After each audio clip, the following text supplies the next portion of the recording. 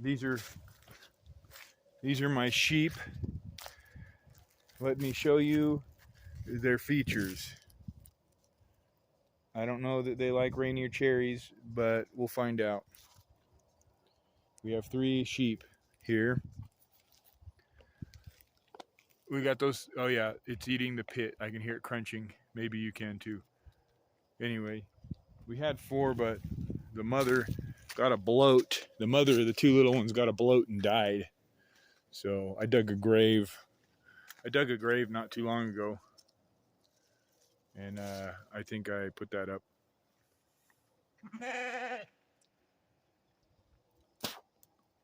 Yeah, that's pretty tasty. So we've got this Rainier here. Quiet down, you. You guys, that was funny. That was supposed to be funny. Because female sheep are called ewes, right? Anyway. Another Rainier, and then this guy is a pie cherry, which it's not.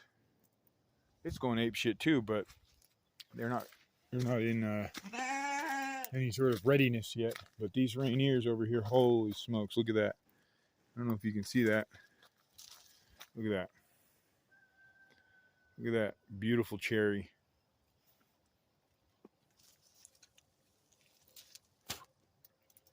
Oh, those are so good. These are the best cherries. Oh my God.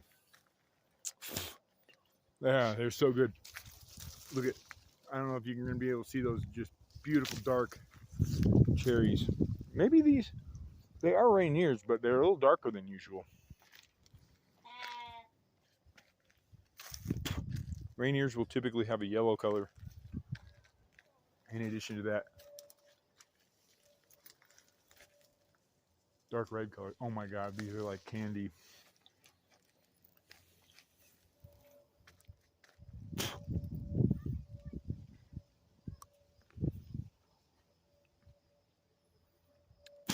This is like a redneck from southern Utah ASMR video.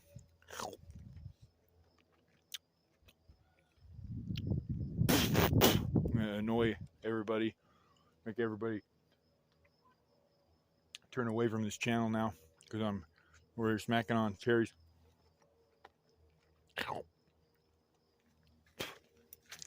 Anyway, so many cherries.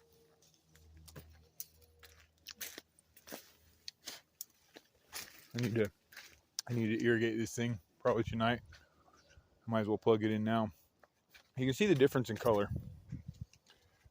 This tree is our biggest cherry tree. It's got a massive trunk, but it's got the actual looking like the traditional Rainier color to it, versus those others there. They're just absolutely delicious though. We're gonna have to have our botanist out to check on this other tree to make sure that it's all right with whatever.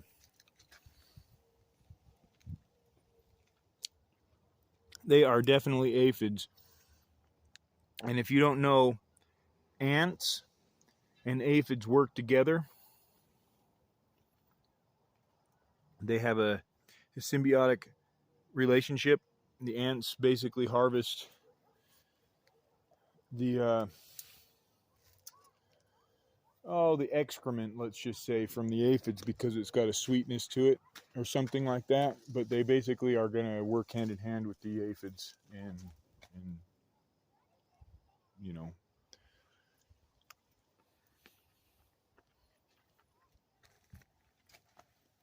where they end up, I'm actually quite sure the ants carry the aphids and place them to some degree on the plants.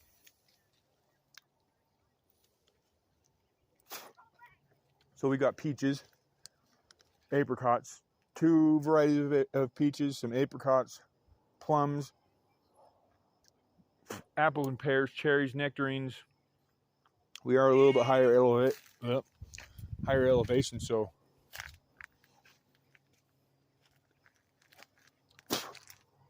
some of those fruits don't produce like we've hoped in the past, but the peaches are absolutely incredible. And you can see some of them here coming on. They're going to be a little bit later in the year, probably around August, late August, when they are in maturity. We got some, I'm not very good at this vlog stuff, guys, but we got some apples over here, and they're just barely coming on. Some of these trees we haven't had success with, like I said, higher elevations, and maybe we don't know what we're doing so much. But basically, we planted this orchard in 2017. Started out with 18 or 19 trees, and then replaced some that were not productive. There's more apples. They're looking a little bit interesting. Of course, apples are later in the season, towards the fall. But that's sort of the deal.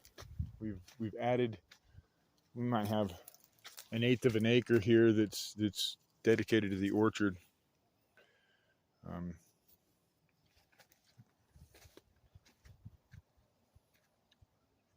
We are in the desert Southwest, so we have to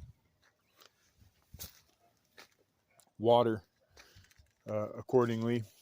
But we're coming out of a pretty decent winter where we had some decent snowfall. So we're just kind of getting geared up to irrigate. We started by hand watering when we planted. We've got, this whole orchard is on a slope. It's going to be hard to see. It's on a slope. There's probably 15, 20 foot of elevation change from top to bottom. 15 feet maybe. Maybe less. Hard to tell. But furrowed these trees in with the idea that the furrows would catch the natural, seasonal runoff and the rainwater, and kind of capture that water that's here.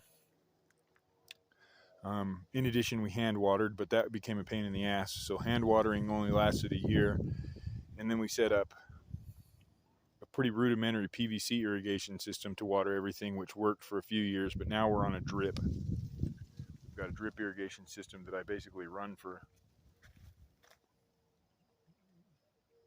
sometimes more than 24 hours if I forget that I've turned it on, but it allows for a deep soak without any surface drainage, which is what you want. Oh my God. I need an orchard ladder. Look at these. Look at those cherries. Can you see those cherries? Holy smokes. I just was up in the bathroom getting cleaned up after work, and I looked out and saw all of them and was like, hey, you seen the cherries on that third tree? And then the wife's like, yeah, we were out there picking them. We didn't save you any. And I was like, that's what I'm doing now. Coming out here, making up for lost time, eating these cherries before the kids eat them all. So,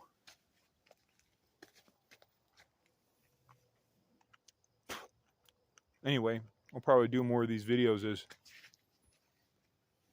the season goes. We do have to figure out this aphid issue on this one Rainier, because we don't want an insect problem, right? Definitely not. Anyway, that was it. Thanks for tuning in.